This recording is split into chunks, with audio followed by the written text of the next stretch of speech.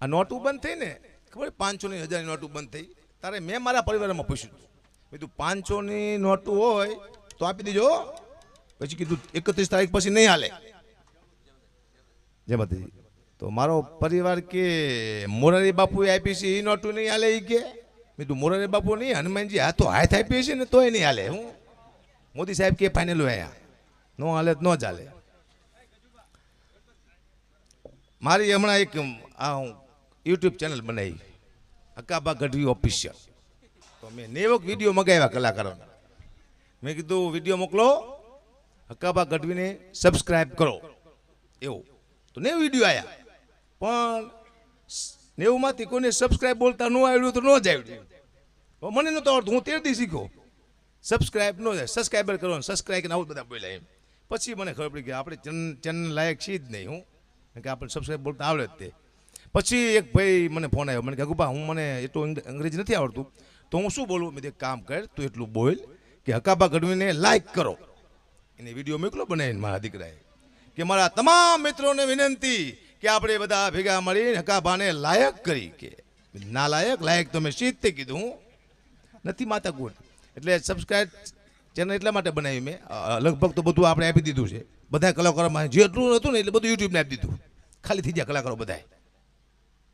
પણ આપણે શું જોક્સની વાતો છે 5-6 જોક્સ બની જાય નવા એટલે હવે પોતાની ચેનલ બનાવી રોજ વિડીયો બનાવીને મૂકી દેવાના નવા કારણ કે બીક શું લાગે ખબર તમને આ જે વિડીયો ઉતરે ને બધા એ જે બોલે ને મેં એ સીધું યુટ્યુબ મૂકી દઈએ પછી અમે જે બોલે એ બધું મૂકી દઈએ જોયું ને કે પણ કોઈક મારશે એમ ઈચ્છા પડે મૂકી દેવાનું પણ અમે પોતાનું બનાવીએ તો અમને ખબર પડે કે આ જોક્સ બરોબર નથી અને આપણે કાઢી નાખીએ આ તો હારું મોગલમાન દયા છે આટલું અમે એટલા વર્ષથી બોલતા આવીએ કોઈ અમારા કાંઠલા ન પકડ્યા ને કે મેં એટલું બધું સારું બોલાય નથી એ મને ખબર છે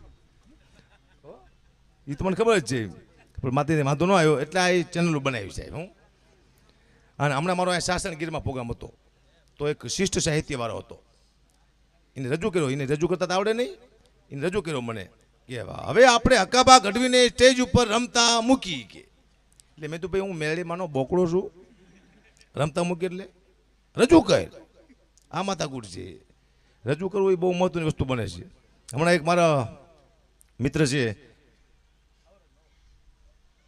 એના છોકરાને મેં ફોન કર્યો મેં તું બેટા શું કરે છે અત્યારે તું બેજા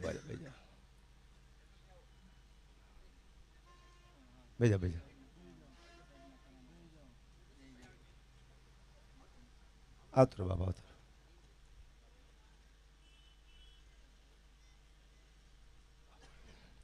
મારા મિત્રના છોકરાને મેં ફોન કર્યો બેટા શું કરે છે અત્યારે તું મને કે અકુબા હું ક્લાસ કરું છું વાંધો નહીં 6 મહિના પછી ફોન કર્યો અત્યારે શું કરે છે કે ક્લાસ કરું છું 1 વર્ષ પછી ફોન કર્યો મેં તો અત્યારે બેટા શું કરે એ કે ક્લાસ કરું છું મેં બાપાને ફોન કર્યો મેં તમારો દીકરો ક્લાસ કરે છે એ કે ના મારો દીકરો બેઠો ઘરમાં બધું ખલાસ કરે છે કે હું માથે દેણું કરી નાખ્યું છોકરા એવા હોવા જોઈએ ખલાસ કરે એવા નહીં રાખવાના ખાવા ધાન ન રહેવા દે મને હમણાં કોઈ પ્રશ્ન પૂછ્યો તો મને કે તમે તમારા બાપુજીના જોક્સ બહુ બોલો હકુબા સાઉન્ડ નથી લાગતું મેં તું કાલથી બંધ કે કાં મેં તો કાલથી તમારા બાપુને ચાલુ કે મારા બાપાને શું લે મેં તો અમારા બાપને બોલવા દે ને ભાઈ પહેલાં મને બોલવામાં બીક નથી લાગતી હવે બીક લાગે બીક એટલે બીજી કઈ બીક નહીં જ્ઞાતિવાદ આવી ગયો છે હવે પહેલાં જેવું રહ્યું નથી હરેક સમાજ વિરોધ કરે છે હવે તો રાવણ વિશે તમે ખરાબ નહીં બોલી શકો બોલો રાવણ સેના આવ્યો આદિવાસી રાવણ સેના લખ્યું છે રાવણ અમારા દાદા હતા એને કોઈ હળગાવવા નહીં એને કોઈ દહન કરવું નહીં અને પ્રમુખના નામ ને ફોન નંબર આપ્યા છે રાવણ દાદાની જય એટલે મેં તો આથી રાવણની જય બોલવાનું શરૂ કરી દીધું કીધું અહીંયા બજી આવે ને આપણે કાંઠલા પકડી લે આપણે રાવણે આપણું શું પકડે આપણે ક્યાં હકે તોડાવી રાવણે રાવણ હારો જ હતો ભાઈ આપણે ખબર ન હોય આપણા કરતાં રાવણ હારો હતો એટલે મને ખબર પડે ભાઈ આપણે બધા છે ને એના વિચાર બહુ ઊંચા હતા એક જ ભૂલ વિચારો કરી ગયો એમાં ટપકી ગયું બીજું કંઈ માથે કોઈ છે નહીં રાવણના વિચાર તો ઊંચા જ હતા કારણ કે હું મારી જમીનની વધારે વાતો કરું છું અને મારા બાપુજીની બધું વાતો કરું છું કારણ કે આપણા પરિવાર વિશે બોલી હા પણ એક મુદ્દો છે હું મારી દીકરી કે મારા પત્નીને કોઈ સ્ટેજમાં લાવ્યો નથી એ પાછું ઘડી તરીકે હું ઓકે છું ભાઈ એ મારામાં નહીં આવ્યું કોઈ દિવસ કારણ કે એક તો ફેર હોવો જોઈએ આપણામાં બીજા કલાકારમાં આપણામાં કે આપણી પત્નીને આપણી દીકરી સ્ટેજમાં તો મારો દીકરો આવે સ્ટેજમાંથી એની ચિંતા છે નહીં કારણ કે એ મોટો થઈને આપણને કમીને દેવાનું નથી મને વિશ્વાસ આવી ગયો હા એ મને કહેતો હતો હમણાં મને કે પપ્પા મને મકાનની બાજુમાં મેદાન કરી આપો ને મેં કીધું કાં એ કે મારે ક્રિકેટ રમવું છે મેં કીધું બેટા તને ખબર છે આપણા બાપુ મેદાન કરીને ગયા છે આપણા બાપુ ખેદાન મેદાન કરીને ગયા છે, માંડ મકાન ક્યાં તારા બાપ રહેવા દે ને. આ વાંધો છે. હળવદ મારું વતન, અહીંયા મારી જમીન હતી બધી. હમણાં હળવદમાં મારો પ્રોગ્રામ હતો ને, મને ફરમાઈશ આવી કે હકુબા હળવદની ભૂમિ વિશે કંઈક બોલો. એ કે મેં કીધું શું આ ભૂમિની વાત કરું, આ ભૂમિમાં મારા બાપુની 700 વીઘા ભૂમિ વહી હજી જડતી નથી. કીધું આ ભૂમિની વાત જ ન કરાય, તારની બંધ. અને મંદી કેટલી હાલે સાહેબ. મને અમે સબ જેલમાં દસુભાઈએ પ્રોગ્રામ અપાયો હતો, મોરબી સબ જેલમાં. હવે કેદીઓ બેઠેલા, તો કેદીઓ પાસે બોલું છું હું તો પહેલી વાર જેલો જેલમાં આવી. મેં સતત વાત કરી, મેં કીધું જો ભાઈ અહીંયા ને રહેજો, અહીંયાથી કોઈ બહાર નીકળતા નહીં. શું કરવા ખબર છે? મેં તો એવી મંદી છે, કોઈ રૂપિયો ઓછીનો આપતું નથી, છોકરાની ફીઓ બાકી છે, અહીંયા કોઈ માગવા આવે છે એ કે ના બાઈસ અહીંયા રહેજો. સમજી ગયા? બહુ મંદી છે. અમારે હળવદમાં હમણાં 5 દુકાન તૂટી. કેવી મંદી છે હું તમને કહું.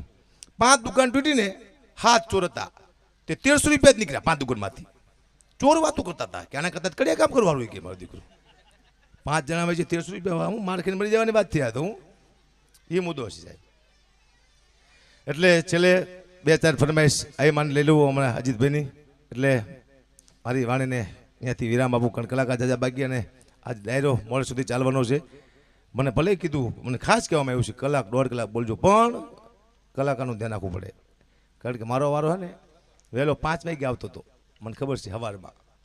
પાછા કલાકાર મને કેવું રજૂ કરતા ખબર છે? હવે ઉગતા કલાકાર એવા અકાબા ઘડીને કહી કે આપણને આનંદ કરાવે.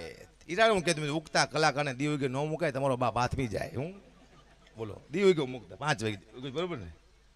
એટલા મોડા મૂકતા મને. હું માંડ વહેલો વરાવો મીંડ્યો છે, માથી દયાથી બાજુ કહીશું છે નહીં. બાકી વાત ખોટી છે, કૃપા છે મોગલમાની. આટલી ચાહ ને આટલો પ્રેમ ભાવના ને મને ખબર છે મને શું આવડે એ હું જાણું છું. મારી પાસે શું છે કેટલું છે બધી મને ખબર છે. તો એ ચાણ સમાજથી લઈ અને તમામ સમાજ મને સ્વીકારે છે અને મને બહુ ગમે છે. હું નાનામાં નાના માણસ પાસે જઈને બેવારાજી છું, એને જેમાંથી કરવું એને બોલાવવું આવી મારી ઈચ્છા હોય. હું કલાકાર છું એટલે હે આમ સાલ નાખીને આમ ફરી જાવ એવું મારું પ્લાનિંગ નહીં. નાનામાં નાના માણસને મળવું એમ.